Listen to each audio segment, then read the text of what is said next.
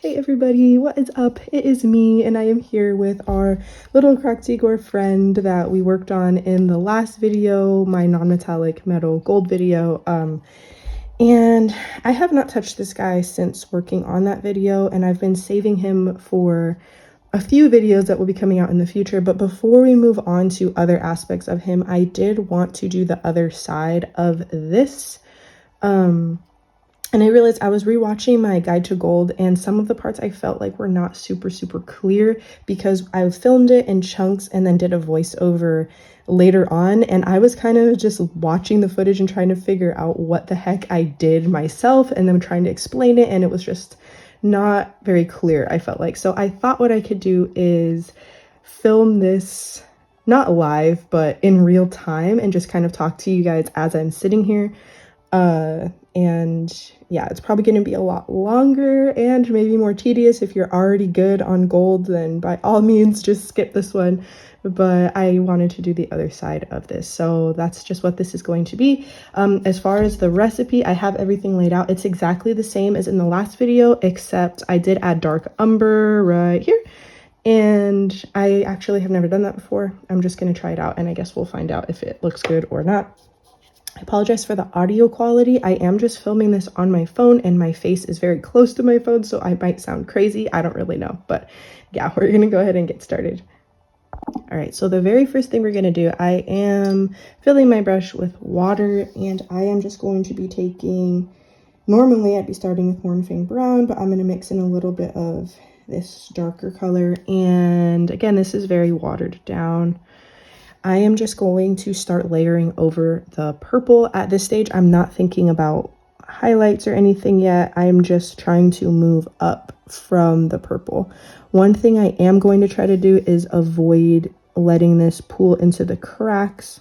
If it does, you know, we have the step where we put ink into the cracks anyway to restore that purple. So it's not the end of the universe if that happens. But yeah, just save yourself a little time, I guess, by, you know, not letting that happen. I am keeping the absolute deepest areas purple, like I just said. This is new. I don't ever remember filming something like and speaking about it at the same time, so this is not a refined skill for me. I hope that this isn't strange for you guys. Okay, so yeah, I'm just gonna go ahead and do that. On all the areas that will be gold, I am just glazing over it with this brownish color, and just leaving all of the dark areas purple. Okay, so now we're going to start thinking about highlights. How do they work? Where do they go? And this is a very irregular and complex shape, and this had me puzzled for a little bit, but something that's helped me is to see everything as identifiable shapes and piece those together. So basically, sorry, I'm still sick. Basically this we're going to see as a sphere, obviously, because it is round, even though there is this big portion in the middle that is not gold. This part and this part would still behave to the light as if this was filled in. So even though it's obviously not, we're going to paint this and this as if it was one piece. And that means that the light, if we're looking at a straight head-on light source, the light would collect here in the center on this side and here in the center on that side. So we will build that up. Here, there will be a shadow that would be cast. Again, if we're imagining our light source is head-on, the roundness of the sphere would leave this part in shadow, but the light would collect here on the edge again. So we're going to do another highlight there. For these narrow parts, you kind of just have to choose where you would want the reflection to be. I think the most eye-catching place, I usually go for corners. So that is going to be here. And then this handle, this is a cylinder. So for cylinder, it behaves similarly to a sphere, except it's elongated. So the highlight would go right down the center. And again, we're going to paint this as if it was connected to this because they're right next to each other. They would behave the same way in reaction to the light. So it's going to be the center of this highlighted, a big highlight here, one here, and then again on the edge. So to do this, I am just jumping right up to the next color. This is semi-watered down. It's not super watered down because we don't want this color slipping and sliding all over the place, but we do want it to glide on nicely. In this stage, I am not concerned about blending whatsoever. I'm just concerned about the light placement and if it looks like it makes sense. So I am just going to start placing these highlights. This brush is not my favorite. Gosh, it's really hard to like make sure that I am in focus. Normally, I'll film like a 2 or 3 minute clip, right? And then I will just find the areas of it that are actually in focus and decent, and I will include those in the video. So this is quite challenging. Okay, and then this part, we're gonna go on the center here. We might, like after finishing this initial set, we might add more highlights later if we think that's necessary. But yeah, we're gonna go for the corner, like I said. Again, not really worried about blending. I think we're gonna need another one here because there's a lot of gap between here and here. So I think we'll add another one here. And bring this one down a little bit more. And again, you know, I recommend a reference photo if you're new to this. I'm not using one right now, but for the longest time before this whole thing clicked in my head, I definitely did. And just straight up copy it, you know, and your brain will start to make sense of it. Even if you've copied it, it will start to make more sense. And then one day you won't need to anymore, but there's no shame. It looks like there's a little pocket here that would catch some light too. So we're going to go ahead and do that. And we're going to leave this part untouched. So yeah, I am going to take some time to water down this color just a little bit and buff out some of these edges so they're not quite as drastic before we start layering on the brighter colors.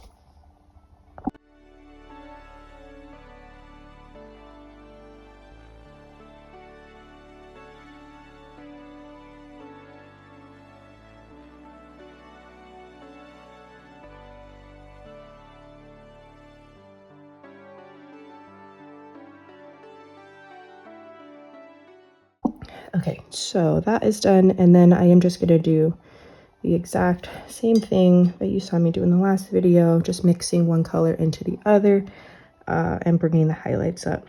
Now, a lot of the time when I am painting non-metallic metal, I decide that there's not enough highlight, there's not enough midtone, it just doesn't look right.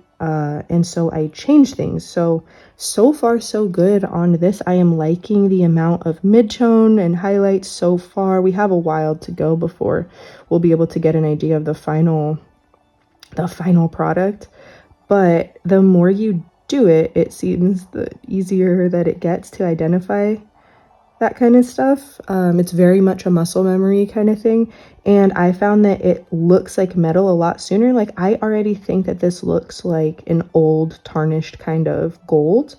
And we still have so many layers to keep building up. So it's really exciting when you get your light placement on point and then you don't have to wait until the final step for it to look like metal. It just starts looking like it and you just keep refining it.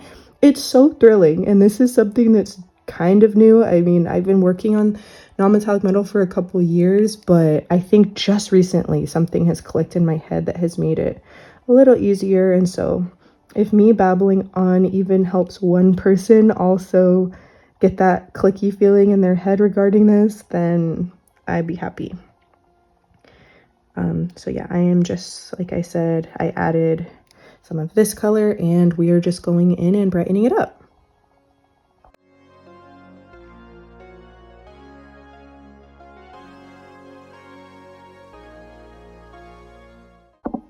And I'm just going to take just this color by itself and do the same thing. We're doing less and less surface area and we are starting to focus on some very specific areas. I'm taking it slowly. I hope that this is in focus. Goodness, I haven't been checking because I'm just trying to get it to look nice. And so I'm probably not paying as close attention to the camera as I should be. I need a little more water on my brush here. Okay, so yeah, we're still going to bring up these focused areas. Non-metallic metal used to be the biggest pain in the butt for me, and now I quite enjoy it. Like, it's so fun and satisfying to do. And by all means, I do not consider myself to be a pro at all. Don't get me wrong. It's just, I don't know. We're practicing. We're all practicing. Okay, so after this step, we are going to go up to quite a drastic highlight that will look kind of strange at first, but then we will blend it out. So I am going to go straight in with this really bright yellow, adding a little bit of the previous color. We're going to put in the concentrated highlights, and you just have to trust that no matter what happens, you can blend it out. Okay, bam. We're going to be doing a lot of blending.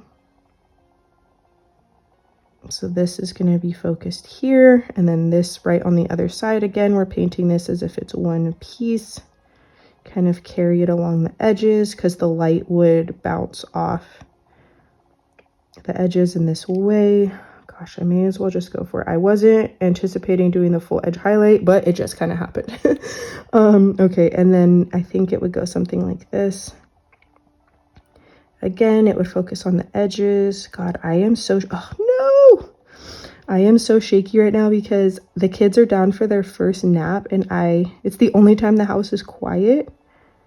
And I didn't eat breakfast yet, and so I really need to do that, but I thought I would try to take advantage of this time to get this filmed. Okay, I hate edge highlighting, you guys. It's not gonna be perfect, and that is okay. Okay, so I am just gonna go through and do this for the rest off camera because I'm getting stressed out. Okay, so that is done. Now all I'm going to do is get quite a bit of water in my brush, and I'm going to take kind of just like an amalgamation of our previous colors and wipe most of it off and just sort of buff out these areas. And all I mean when I say that is, like, you can see where this turns into this. We need more mid-tone there. It's too drastic. So I am just taking that color, bringing some of it onto the highlight, some of it onto the dark area, and then it creates a nice little bridge in between the two, and it looks smoother. And you can do this everywhere. So like this turns into this a little too drastically. I am taking that mid-tone and just layering it over. Then you can let it dry and do another layer if you need to. It really works well. This is how I get stuff done quickly rather than like layering super carefully and then it gets cakey because you have so much paint on there. Taking these watery midtones and just manually placing them after the fact is, in my opinion, the way to go. I'm looking at this now and I feel like there would be some light collecting in this corner, so I am just gonna bring some of this up right here and right here, because again, if we're seeing it as one piece, the highlight that is here would be the same as the highlight that is next to it. So I'm going to bring both of those areas up, and then yeah, I am just going to keep going through and manually placing these midtones to make this look a little bit more blended. I hope I'm making sense.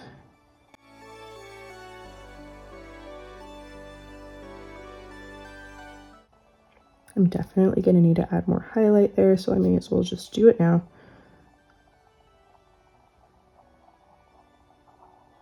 That looks better, doesn't it?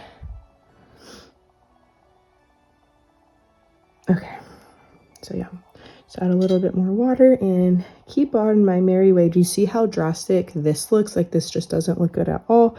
So I'm just going to take a little bit of time to fix that.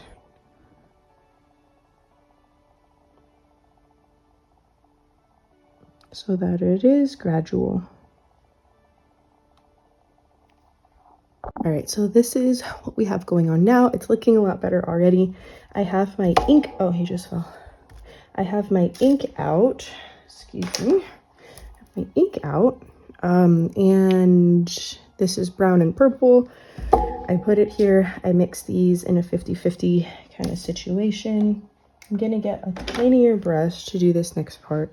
So the reason I use this dark brown and purple together is because the dark brown will deepen the gold, but the purple will help restore a little bit of the hue that we're trying to go for with the purple underpainting.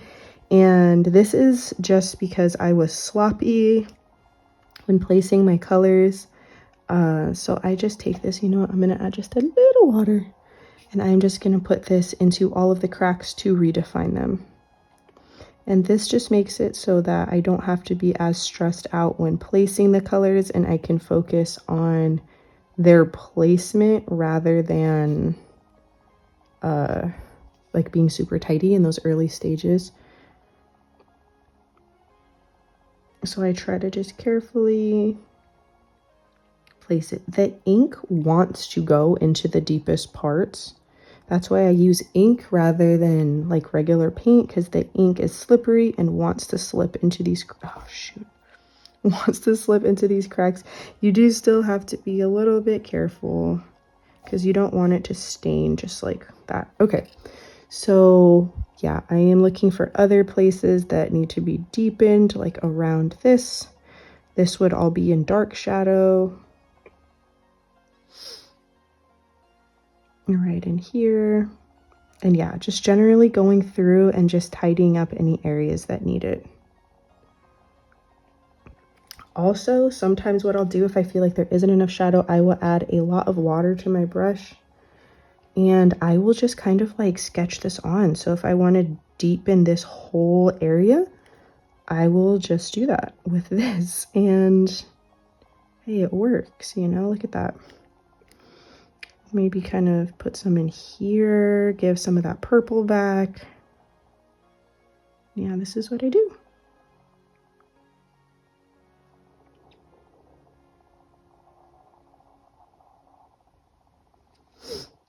Okay, let's move on to the final highlight. Okay, so I am using pure white. This is White Scar. A bazillion years ago, I repotted all of my Citadel paints into these little droppers and added a bunch of mixing medium. I thought it would be a really good idea, but what ended up happening was that they're all just super watered down now and not really usable. But I found for stuff like this, it's okay. So we're gonna take this pure yellow and I am going to mark the highlights, and then we're going to enhance them with the pure white. And again, this white, just to show you, it's not like super opaque. It actually looks opaque on my hand. That was a bad example. It's very liquidy and runny, so we're only going to be working with it in small amounts. But for now, we're just gonna put this pure yellow on. So we're just gonna emphasize this highlight,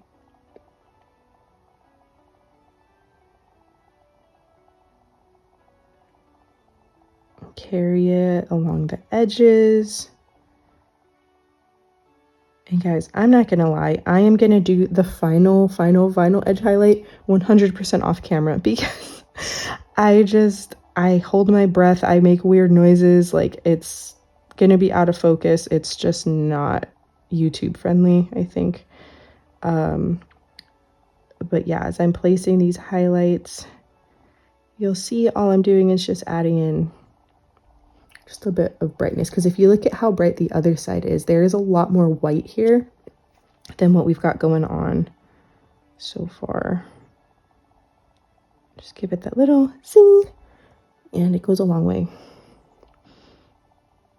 Also, I haven't been edge highlighting every edge. I've only been highlighting the edges that make sense, because if you're not doing like the heavy metal style, not every edge is edge highlighted. It's only the ones that would actually catch the light. So it relieves a lot of pressure. I feel like there's this hobby pressure of highlighting every single edge, even if it's in shadow. And I just stopped doing that. And it looks better in my opinion. And it's less stressful, because I swear, no matter how good of brush control I develop, it's just never going to be something that I enjoy doing.